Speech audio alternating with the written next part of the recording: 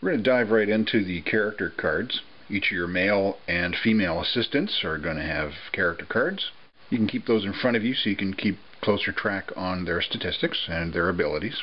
Now for the men, they're going to have a strength as shown by the number next to the fist. They're going to have some smarts shown by the brain. They're going to have a number next to them, the money bag. That's how much money you have to pay your assistant in order to assemble your monster. And then under the line, each of them has a vice, at least one vice. And he's got a special ability down here at the bottom. It says he can carry 2 items at once. Heidi, she's got a strength of 1, smarts of 3. The females also have another category next to the heart, which is beauty. She's got a beauty of 4. You have to pay her 12 as well. And she likes dresses to the tune of 2. And her special ability is that she'll carry fresh body parts.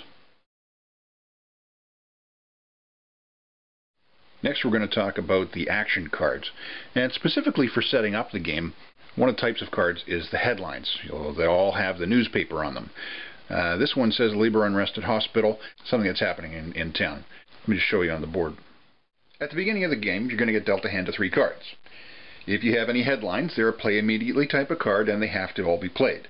So starting with the starting player, they're going to play 1 headline in the main headline spot. Now if the second player has one, then they're going to play 1 and it's going to go into the main headline spot. This one will slide down right to there. They're still going to be in effect. There's 2 in effect at all times. If player 3 has one, then it's going to become the main headline. That'll slide down, and this one off to the discard pile. Continue going around the table until all of the headlines have been played. And if they come up during play, then place the new headline as the main headline and slide the old ones down just like we've already seen. Now as far as card play goes, you may play one of your cards per round. You can play that card on your turn, or you can play it on another player's turn, whatever's appropriate to the card. Your round is going to begin and end with you passing the die to the next player to signify the end of your turn. The exception to this is if you're playing a defensive card, you may play a second card if it is in direct response to someone playing an aggressive card against you. A couple of things about the cards. For the modified dice cards, be careful to read them because there are different modified dice cards with the same graphic that do different things. As well, you've got some of the cards with a little money bag in the bottom right hand corner. That signifies that you actually have to pay gold to the bank in order to play that card. When you're playing cards, you can play them on yourself or you can play them on other people.